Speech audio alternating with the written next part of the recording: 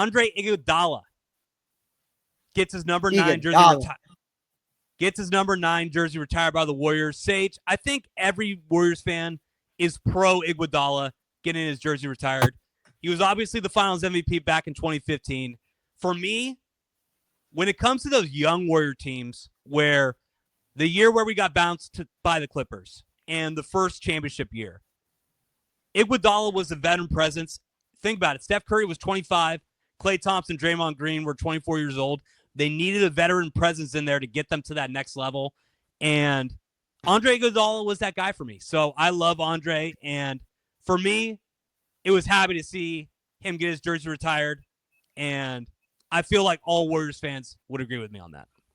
100%. I mean, when we were watching this game today, I was just thinking, like, what a perfect, like, homage to Andre Iguodala on his jersey retirement night, that they get Jimmy Butler and they're able to, unlock the small ball, Draymond at the 5 lineup again, because it was truly Iguodala who allowed us to do that, who brought that into, like, actual, just like the basketball world, that we can do this. We can win playoff games. Like, we're going to close games with this small ball 5, because you have a guy like Iggy, you have a guy like Draymond, a guy like Klay, a guy like Steph, Harrison Barnes, which later turned into KD, where they might be small, but the IQ is off the charts. They all defend well for their positions. They pass, they move fluently, and they can just, run, gun, shoot, do it all. And it took a guy like Iggy, like that veteran presence, a guy who could show you, like, how to run the offense, how to move the ball, how to get guys open, how to play off each other. Like he said, his quote when he was saying is, it's not often they ask you to take a step back in your prime, but it takes a guy with no ego, a guy who just wants to win, to take a step back in his prime. A guy like Steph, a guy like Iguodala, right?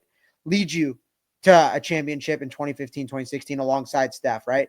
Have no ego to start coming off the bench when you're still one of the 4 best players on the team. So I got nothing but love for Iggy. I mean, in 2022, when they brought him back and they won that 4th one with him, it felt more like special because he was there. He checks in that last minute. That's his last, memory, his last like stop as a Warrior. So I got nothing but love for Iggy. I mean, it's literally the glory days of the Warriors, or as soon as he arrived, right? As soon as he came to the Warriors, that's when they took off, started winning championships. So it's special, man. And just to see, like, when he came and they played that video and just like his press conference, which I remember like it was yesterday. I remember that series against the Nuggets, him and Steph talking. I was like, damn, that guy's good, man. Like, he gave us like a fucking like a run that series. And just like to think how it all came back, he retires a Warrior. It's just great.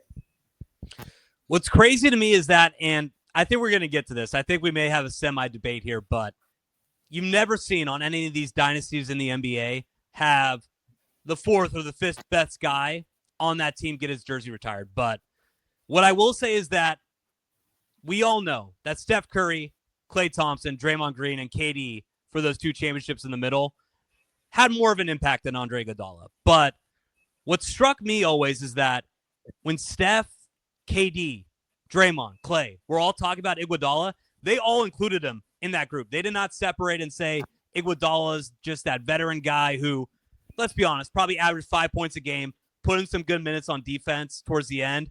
And that was really kind of the extent of what he did. But they always brought up the Hamptons 5. And it seemed like they respected him and saw him as an equal, even though if you're just a fan looking at the game, clearly wasn't on the same level as those guys. But just the respect that they had for him. And you could just tell that in the locker room, and maybe even what they were saying to each other on the court in some of these tense moments in these playoff runs, that Iguodala was always the guy that they looked to when things got shaky, or when they needed some advice, or just kind of like veteran leadership in the locker room. So Iguodala, legend, man. Warrior legend. I don't know though, Sage. Let's just get into it.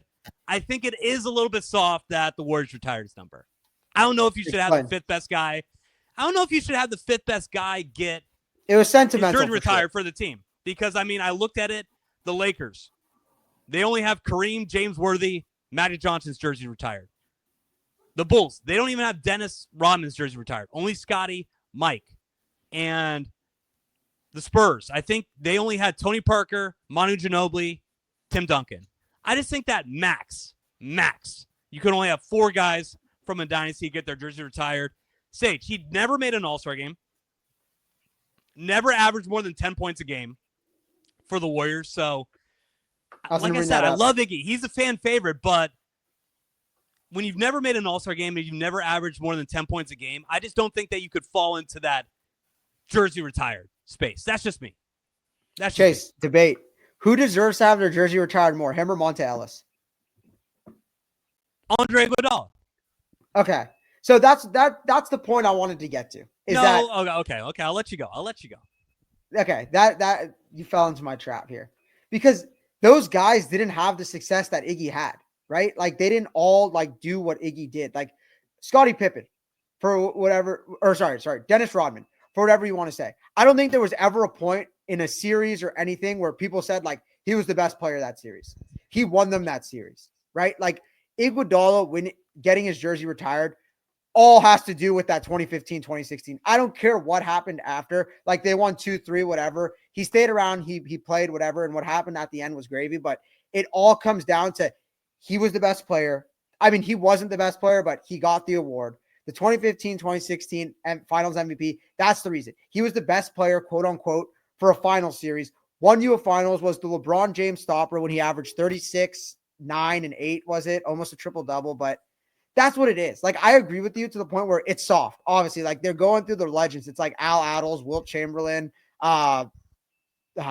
Rick Barry. Does Chris Mullin even have his jersey retired? I don't even know.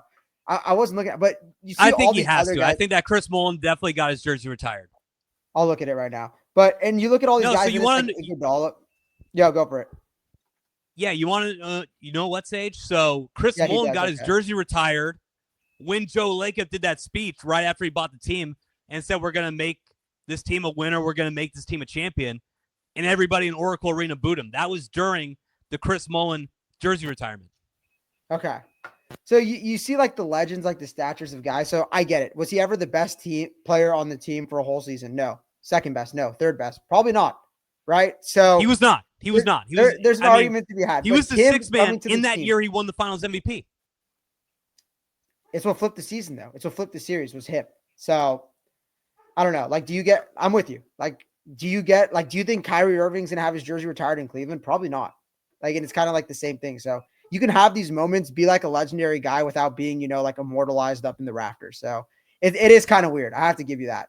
Like, I don't know if he fully deserved it, but it's just because of like the character he has and like what he holds to the organization, how much he means to like Kerr, the staff, and Bob Myers and Joe Lacob. That's why they did it.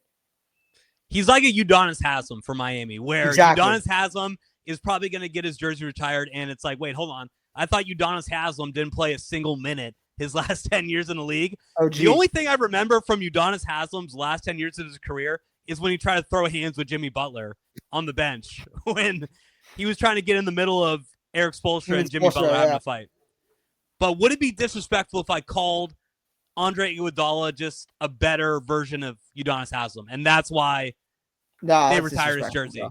Would that be disrespectful? No, because Haslem was like Iggy wasn't even drafted. There's no like home soil like loyalty to there. Like Haslem was there his whole career through thick and thin. I mean, how many was he there for the first Wade championship? 06? I would say yes. I would say that UD was definitely a part of that 06. Yeah, he was.